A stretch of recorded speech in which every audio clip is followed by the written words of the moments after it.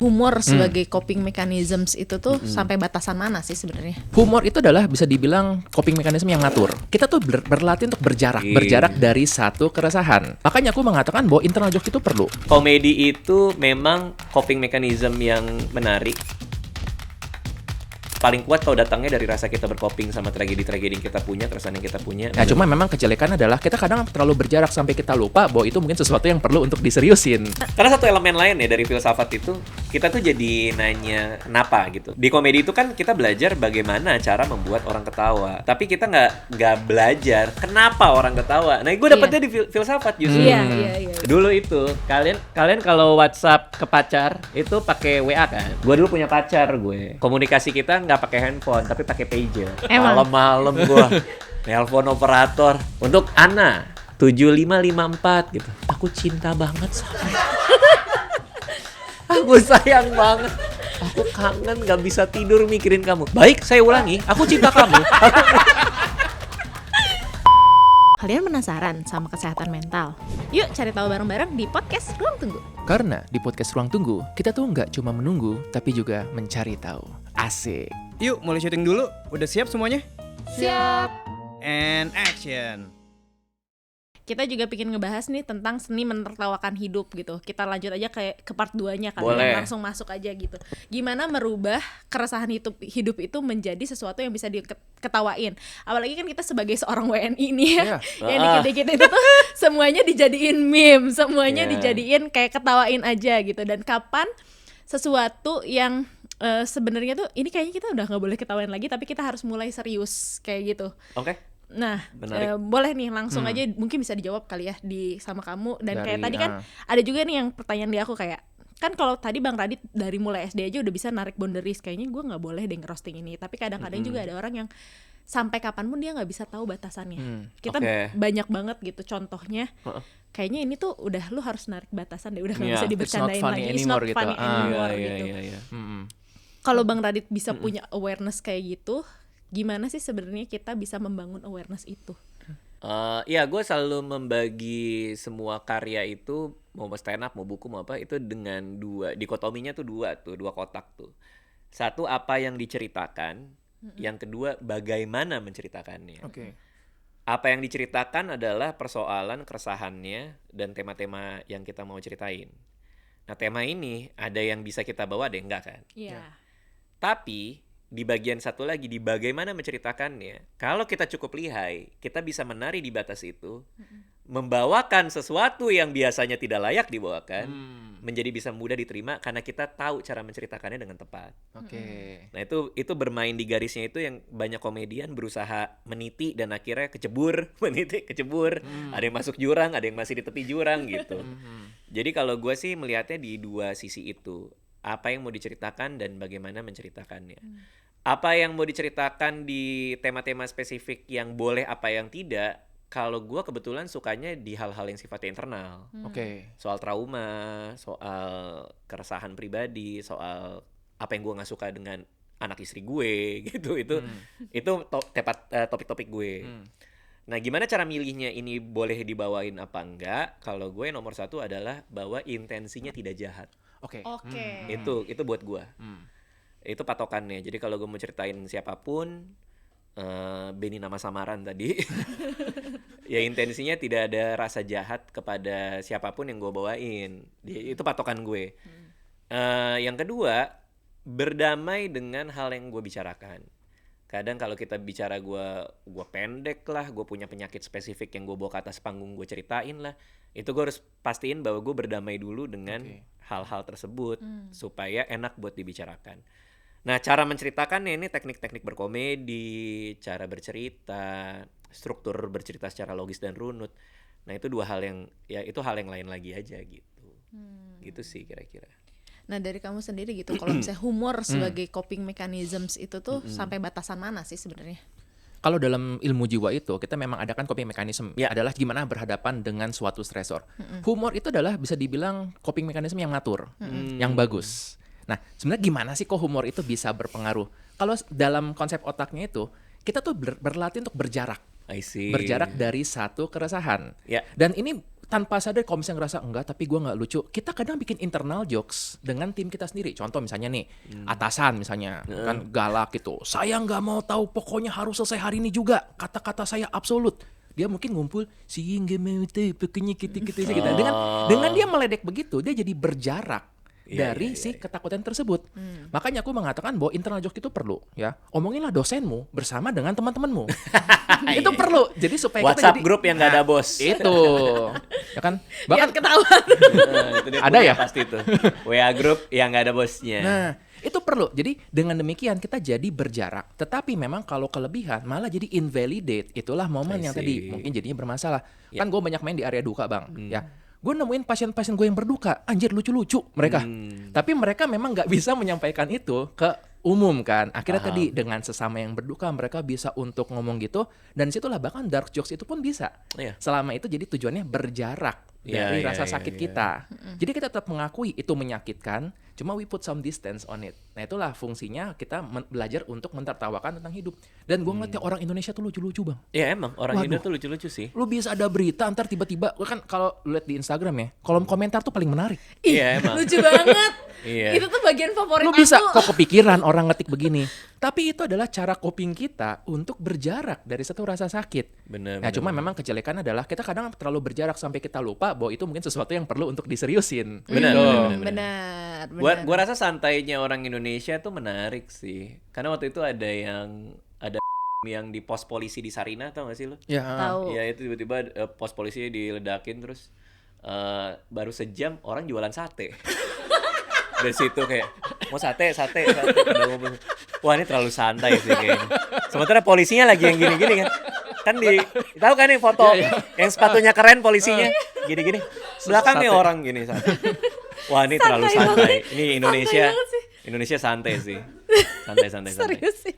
Tapi ya mungkin kita punya secara kolektif coping mechanism kita bersama-sama mungkin itu kali ya.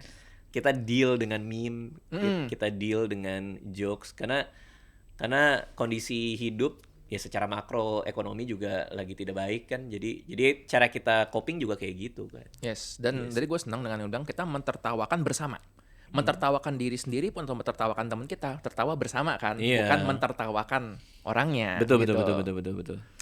Pernah nggak sih ada momen yang hidup yang cukup berat yang menurut Bang Radi itu jadi kayak, aduh gue nggak bisa nih bawa ini keresahan ini ke humor gitu. Iya, kalau gue belum berdamai dengan keresahannya sih kayaknya belum sih. Ada lah 1-2 topik yang menurut gue masih off limit gitu. Oke.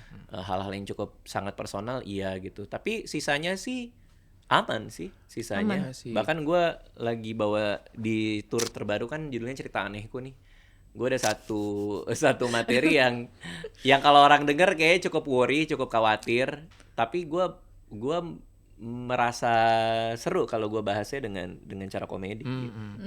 Itu mungkin juga berarti kesalahan orang berpikir bahwa sama Bang Radit ini semua hal dibecandain. Anggapannya begitu ya Enggak dikiranya. sih. Ternyata nggak semua gitu kan. Enggak. Justru malah makanya gue dulu itu kalau nyari pacar nggak mau yang baca buku gue atau yang fans sama karya gue. Karena ekspektasinya tuh jauh gitu. Oke. Dianggapnya kocak-kocak lucu gitu. Begitu ketemu padahal gue aslinya serius banget, gue pendiam, gue suka baca buku. Jadi betul tadi ekspektasi orang, citra pribadi orang, persona orang dilihat komedian itu lucu semua. Padahal gue pernah kumpul sama penulis-penulis buku komedi. Salah satunya juga penulisnya Gramedia tuh di rumah dia yang baru lagi bakar-bakaran, lagi barbecue, semua penulis komedi dikumpulin. Terus begitu pulang dari sana teman-teman gue nanya gimana ketemu si ini, lucu nggak? Percakapannya itu setengah jam kayak kita bakar daging, udah mateng belum? Udah mateng belum nih, arangnya basah, udah gitu doang. Kagak ada yang ngelawak kagak ada. Jadi apa ya, menurut gue komedi itu memang coping mechanism yang menarik. Justru dan paling kuat kalau datangnya dari rasa kita bercoping sama tragedi-tragedi yang kita punya, keresahan yang kita punya. Nah justru semakin sensitif seorang komedian, semakin gampang terganggu, semakin gampang berpikir, maka semakin lucu dia. Oke. Jadi itu sih yang kalau gue cermati ya dari hidup menjadi seorang komedian ini gitu sih. Oke, kan Bang Raditya Dika itu berarti seorang yang kayak observan dong, banyak banget kayak memperhatikan hal-hal kecil. Itu bikin Bang Radit itu jadi overthinking gak sih? Definisi overthinking tuh apa, kayak jadi Ya jadi nggak kayak produktif banyak gitu ya? kepikiran Kejauhan, gitu, banyak mikir mikirnya kebanyakan gitu. Jadi Iya. lebih sensitif ke hal-hal kecil gitu. Kalau overthinking tuh dalam hal menyiapkan semua hal terburuk, iya banget lagi. Kalau itu iya sih. Tas gue di mana-mana isinya obat semua yang nggak pernah gue pakai juga. Kayak gue ngelihat anak gue matanya merah karena ada kena bakteri apa. Mulai saat itu setiap hari obat buat mata yang kena bakteri itu ada di tas gue buat gue. Padahal seumur hidup nggak pernah kena. Padahal nggak pernah kena seumur hidup. Karena gue pikir kalau gue kena nanti gue nggak bisa syuting dong gini-gini gitu. Jadi nyiapin dulu. Jadi gitu. udah ada dulu. Padahal seumur hidup nggak pernah. Jadi kayak bener-bener kayak kan Gak manifesting dong gitu. Ya ampun, kalau manifesting berarti akan mau terkena. Bang, kalau secara penelitian ya orang-orang yang pintar itu emang cenderung jadi lebih menderita hidupnya. Lebih cenderung overthinking. Ada studinya itu. Ya, orang yang IQ-nya relatif tinggi, mereka tuh karena bisa mikirin sesuatu yang belum kepikiran sama orang-orang lain. Oke. Gitu. Di satu sisi bagus kan, jadi problem solvingnya jalan, tapi tadi karena terlalu kreatif nih, belum kejadian, gimana kalau ada? Gitu loh. Bener. Ini asisten gue Nurul. Gue bilang sama dia, kerjaan kamu Nurul memikirkan solusi ketika masalahnya belum ada. Jadi kalau kita bikin plan, dia udah tahu duluan kalau ini nggak bisa, ada ini bang. Kalau yang ini pun nggak bisa, ada ini bang gitu. Oke. Karena dia biasa ngeliat gue kayak gitu juga. Dalam batas antisipasi itu bagus sebenarnya jadinya kan ya. Iya, Kan kita jadi Sebenarnya sih bagus sih. Cuman buat hidup jadi nggak seru aja. Nggak ada asik-asiknya hidup. Nggak ada seru-serunya sih menurut gue. Gue tuh merasa tersiksa dengan pikiran-pikiran gue yang nggak bisa diem aja sih kadang-kadang. Gue mikirin segala macam kemungkinan. Kalau ini gimana? Masa gue lagi tour stand up comedy cerita anehku, which is kita baru mau jualan tanggal 13, which is sehari setelah kita syuting ini. Itu buat batch 2. Ada 8 kota ya Yui, ada 8 kota. Abis itu kita sebenarnya punya rencana buat batch 3. Artinya sampai Desember pun, ini gue tetap mau ada show stand up comedy. Tapi dalam 2 minggu, gue udah latihan buat materi baru lagi, yang masih tahun depannya lagi. Itu gimana gitu? Maksud gue kenapa? Gue juga nggak tahu kenapa gue begitu manusianya. Gue nggak ngerti. Coba tolong. ini anak SMP berarti persiapan ntar gue kuliah di mana gitu ya, kayak lompatnya kejauhan gitu. Bener. Loh, jangankan gitu, anak gue aja udah gue pikirin. Dari dia di kandungan kita udah daftar sekolah. Udah. Unexpectedly. Gue nggak ngerti gue nggak bisa bayangin apa ya. Emang kayak gitu aja. Gue selalu over prepping apa segala macam. Mikirin banyak hal, tapi mungkin tuh modal kreatif gue gitu. Di satu sisi gue nggak mau kehilangan itu, karena kalau nggak ada itu jangan-jangan gue nggak bisa kreatif banget gitu. Karena kan bercabang kan, semua kan bercabang. Berpikir kreatif adalah berpikir semua kemungkinan kan. Betul. Gimana kalau ceritanya gini? Gimana kalau karakter ini nanti ini? Gimana kalau ini? Gimana kalau gitu? Nah, gimana kalau itu kebawa sampai kehidupan sehari-hari? Gitu. Apalagi dilatih kan. Saya kan udah bilang kan dilatih gitu. Itu kalau kita ngomongin secara otak, apa yang dilatihkan kita makin jago. Bener. Ketika lu berlatih bikin possibility, ya itulah terjadi tuh, banyak banget tuh. Nah, kemarin tuh misalnya gue nitip makanan ke Nurul.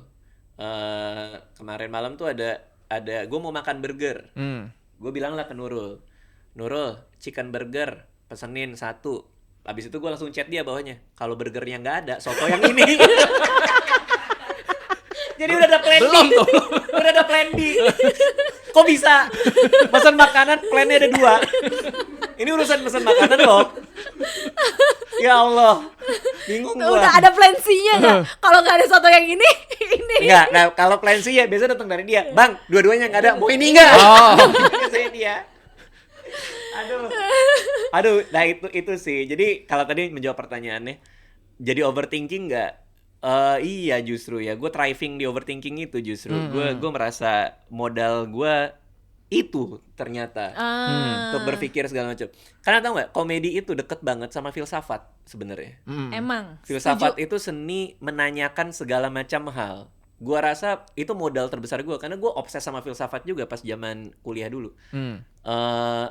Kayaknya itu karena suka bertanya why, kenapa begini, kenapa itu, kenapa harus ini, kenapa itu. kebawa sampai sekarang ya jadi modal kerja tapi juga jadi ganggu kehidupan pribadi sih gitu. Siapa sih filsuf yang nanya kayak Nietzsche, Nietzsche. Friedrich Nietzsche. Nietzsche, iya. Bad boy of philosophy. Wih. Anjay. Nihilisme. Gua Iya, Enggak. kaget gue. gua demen ketika ngomongin filosofi itu ya. Gue suka bahwa konsepnya filosofi itu adalah ilmu paling gak berguna gitu. Kenapa? Karena lu bisa dari lahir sampai mati nggak belajar filosofi sama sekali dan hidup lu nggak bakal kenapa. Kan meme-nya itu. Sarjana filsafat kan meme-nya itu.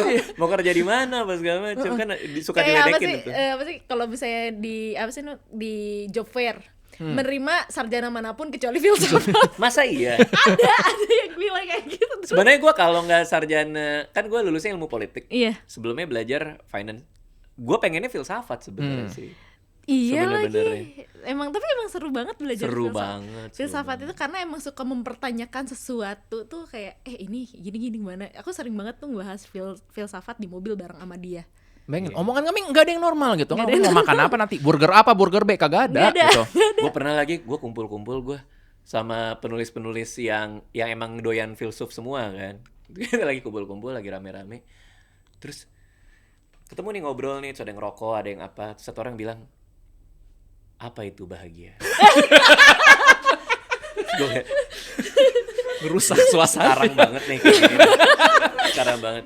Terus satu orang bilang, ya bahagia itu kita ketawa, kita senang, kita ketawa. Enggak. Itu adalah efek dari bahagia. Itu bukan bahagia. Wah, rame 1 jam anjir gue di situ. Gue boleh balik gak sih? Mana lagi di Capek. Yang satu, gue cuma pengen ngerokok di sini. apa itu bahagia? Tapi ya itu orang-orang pecinta filsafat kayak gitu. Buat gue sih menarik sih. Tapi gue lihat gini ya, kalau kita ngomongin filosofi itu kan adalah suka terhadap ini kan keilmuan begitu Iya, dan kebijaksanaan. Iya kebijaksanaan dan lu punya kecenderungan untuk belajar ke akarnya tadi. Kalau misalnya kan lu mau untuk menulis komedi, ya lu belajar ke akarnya begitu ya. Oke. Senap. Bikin film juga gitu Iya. kan ya tentang musik juga. Justru itu yang bikin kalau gue ngeliat nih orang beda level tuh di situ. I see. Belajarnya bukan di permukaan doang, tapi sampai ke dalamnya begitu. Iya, Karena iya. juga kan gue di ilmu jiwa ya, itu dekat banget tuh sama filosofi. Itu kan makanya itu yang membuat jadi bisa menyesuaikan nih pasien datang gue pakai filosofi eksistensialis apa nihilistik nih. I see. Gitu. Karena ya misalnya pasien datang dengan kondisi sakit. Normalnya kita bakal bilang hidup itu ada maknanya, ada harapan. Lah kalau dia sakitnya sakit kronis yang nggak ada harapan, masa gue berani ngomong tenang hidup itu ada maknanya? Paham. Apa maknanya? Bagi dia pendekatan tapi buat nihilistik. Ya pada akhirnya kita semua bakal mati. Iya. Kadang-kadang itu lebih nyambung ke dia. Iya. Tapi Betul. ketika dia memeluk itu malah tadi bisa bercanda, bisa jadi nyantai dan situ loh gue merasa iya sih emang filosofi ini makanya ilmu yang gak berguna, yang lu nggak pelajarin pun nggak apa-apa, tapi ada beberapa hal yang hanya bisa dijawab itu dengan filosofi itu sendiri. Benar-benar. Begitu. Karena pada ujungnya itu membantu kita memaknai, memaknainya kan, memaknainya itu yang kadang dibantu dari filsafat itu. Iya sih, betul sih, setuju sih. Nah ini aja kita udah bahas filsafat. Tiba-tiba. Tiba-tiba. Karena- hubungannya jadi bermakna. Karena satu elemen lain ya dari filsafat itu, kita tuh jadi nanya kenapa gitu. Jadi contohnya, gue kan belajar komedi nih. Di komedi itu kan kita belajar bagaimana cara membuat orang ketawa.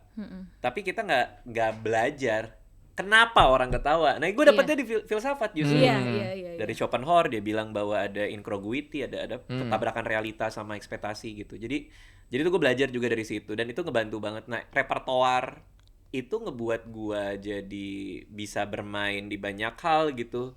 Kayak masalah gue diselak ibu-ibu di airport aja. Itu payung emosi dan payung argumen premis gue tuh jadi banyak gitu.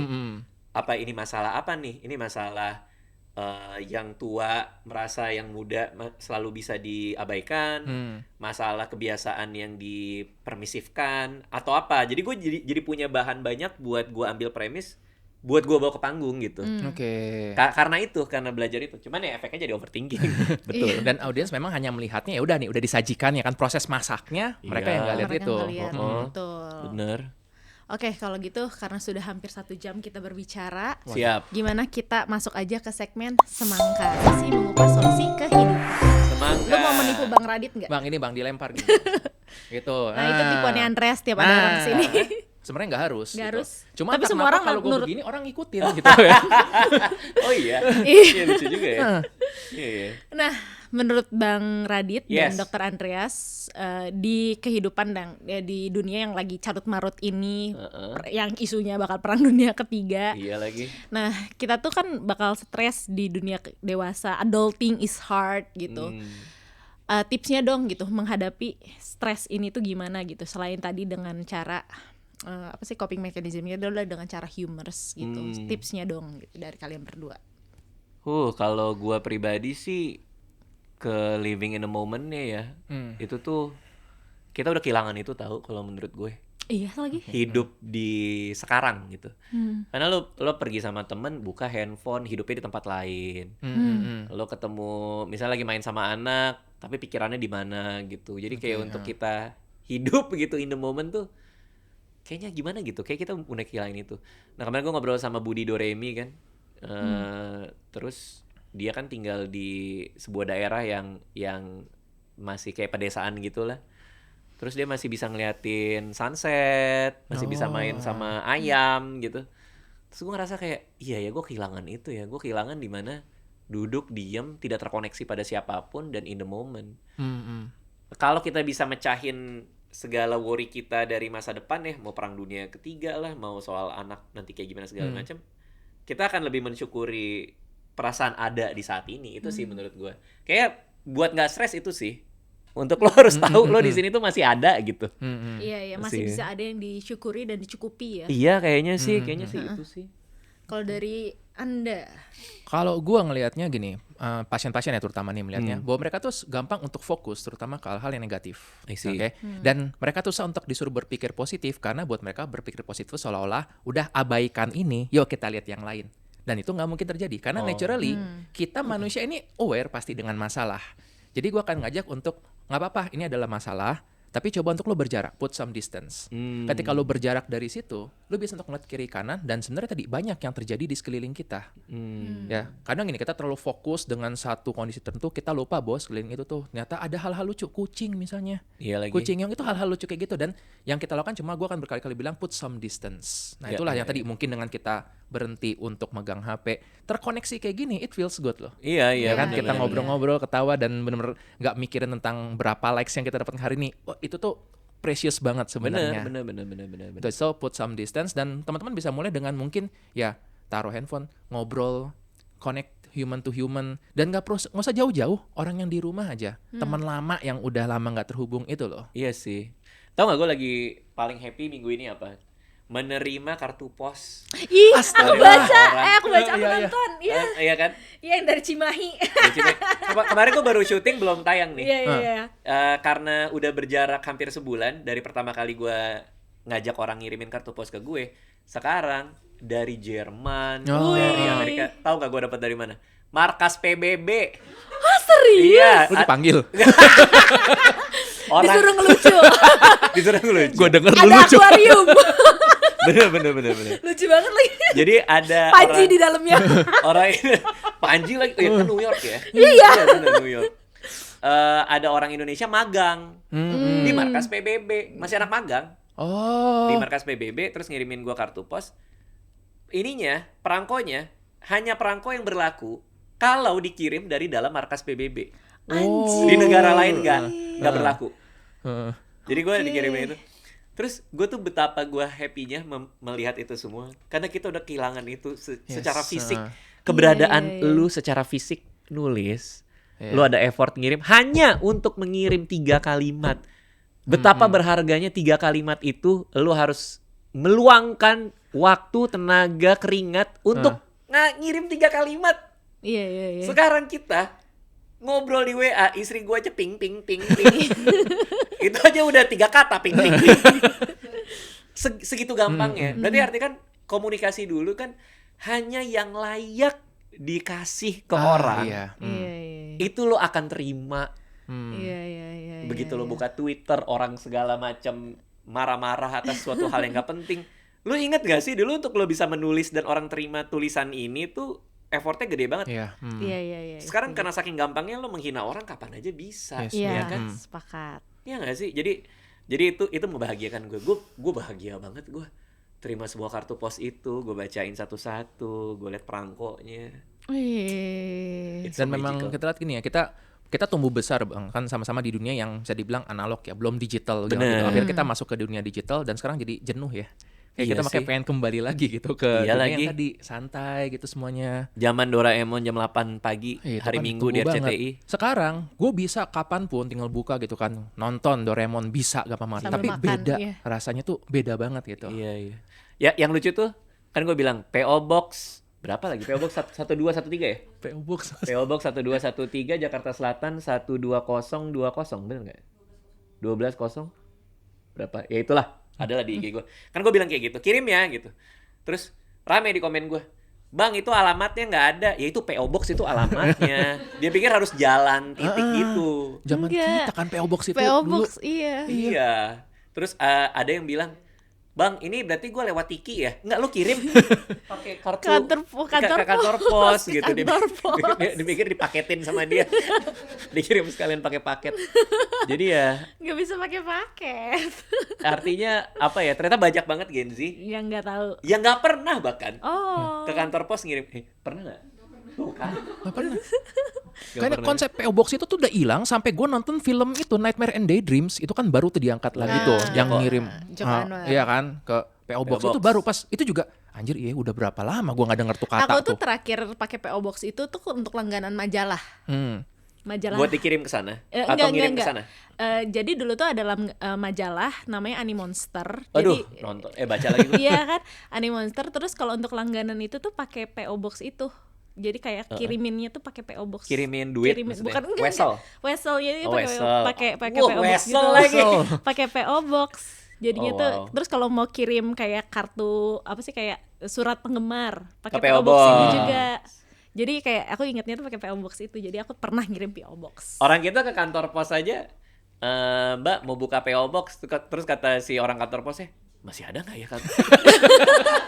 Untung dicari-cari masih ada, ternyata masih buka mereka. Gila PO Box, menarik, legend tuh legend PO Box. tuh. Legend. Dulu buat kuis ya dulu ya. Iya, buat Kuis. kuis untuk kayak giveaway dulu pakai PO Box cuy.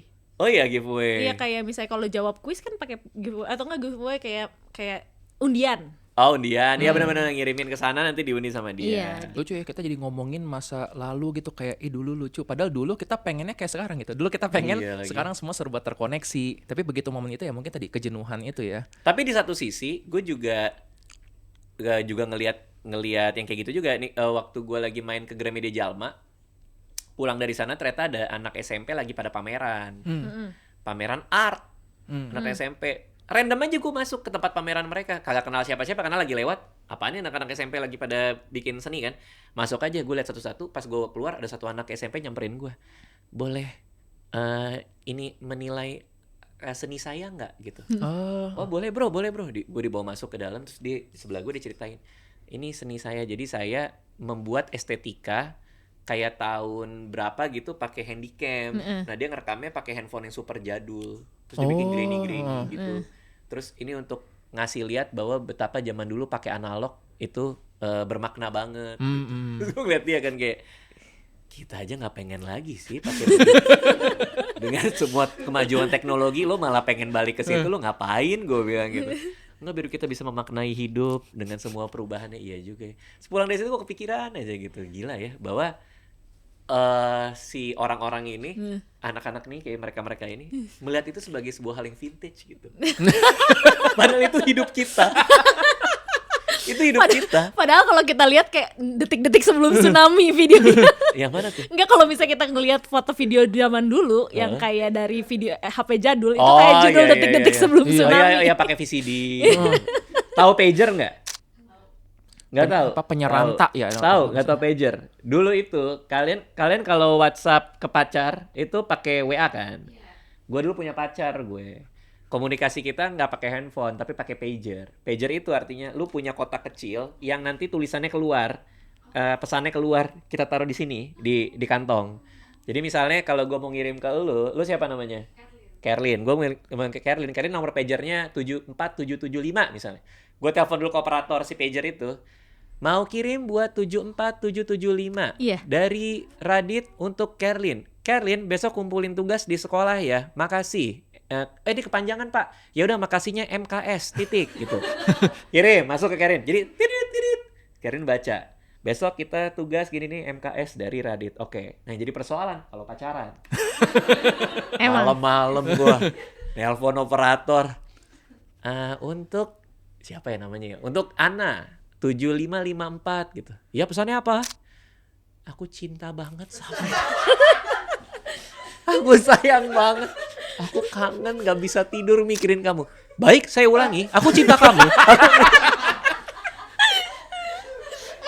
Lu kayak kerjaan paling berat tuh kayaknya harus. Iya, operator ya harus kayak, aduh ini remaja gak jelas lagi jatuh cinta. Tapi SOP-nya kan harus diulang. Iya. Jadi dia ngulang. Terus harus netral lagi Iya, harus ngulangin, netral ya. Baik, saya ulangi. Aku cinta sekali sama kamu. Aduh, gue malu. Tiap malam gitu.